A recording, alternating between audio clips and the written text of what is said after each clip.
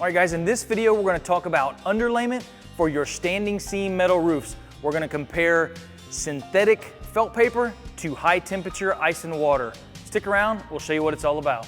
All right guys, my name's Aaron, we're here in our shop, and today we're going to look at synthetic felt versus high temperature ice and water. And if you guys are in the process of shopping for a metal roof, especially a standing seam metal roof, and you're taking quotes from your local roofing companies, you've probably seen either synthetic felt or high temperature ice and water, at least on some of your quotes. So we're kind of going to talk about what's the difference between the synthetic felt and a high temp ice and water, and then what the cost difference is between the two products, and then is it worth the upgrade, because the ice and water, it costs more, so it is an upgrade, and we're going to talk about whether that's worth it or not. But before we get into all that, I just want to show you that what I have here is a piece of just a normal synthetic felt.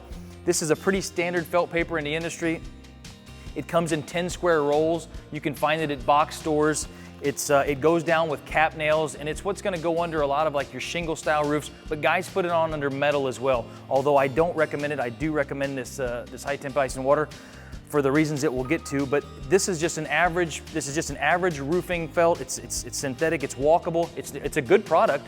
It does work, but here we have a high temperature ice and water guard. And I guess the biggest difference between both of these products is this is gonna be nailed on with cap nails, whereas your high temperature ice and water guard is gonna be more like a membrane, and it's gonna have a peel and stick back to it. So this is gonna get cap nailed on, and although we do put some cap nails in this to hold it in place, the high temperature ice and water guard is like a peel and stick backer. So it's got a walkable surface on the front, but it's got a sticky peel and stick back. So you're gonna pull the release tape, and you're gonna install this by basically sticking it to the wood deck of the home or the structure, the building that you're gonna roof in. So let's talk about what the price of these two products are. Synthetic felt for 10 squares is about 50 to 60 bucks in our area. So for 50 or 60 bucks, you get a 10 square roll. That's somewhere around 5 cents a square foot for the material. The high temperature ice and water is gonna be somewhere in the $70 to $80 a roll range, but this is only gonna be a 2 square roll. So this high temperature ice and water with the peel and stick back is gonna run somewhere in the 35 to 40 cents a square foot just for the material. So about 70, 80 bucks a roll, but it's only a 2 square roll, and the regular synthetic felt is 50 to 60 bucks a roll, but it's a 10 square roll. So there's a fairly decent price difference between the two products. And I guess the question that you would have as a consumer is it worth it? Well, in my opinion, it is 100% worth it.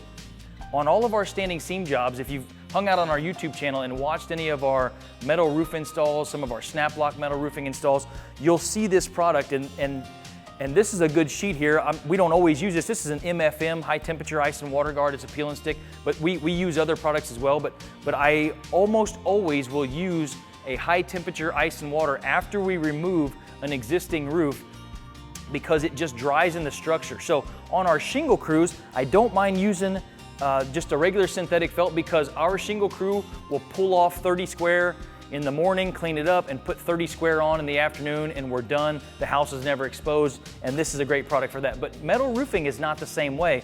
On our metal roofing crew, we're gonna remove the metal, peel and stick the entire structure, and then start setting trims, and then bring out our roll former probably the next day or the day after. So it's a much slower process where the house does not have a roof. And I just don't trust a piece of synthetic felt quite like I trust a piece of peel and stick that is stuck down to itself on the seams for a house where it's gonna go overnight with no roof. So sometimes on new construction projects, especially where they're gonna add on to some of these smaller, lighter commercial construction jobs that we do, like a bank, man, that bank has got to be dry, and I just don't trust that to the synthetic felt. I trust it to the peel and stick, so we can dry in the part that they're adding on, and it'll stay dry for 3 months, 4 months, and this stuff does a fantastic job. So really, is it worth the added protection? Is it worth the added money for a job? In my opinion, 100%. So what do you get for the extra money?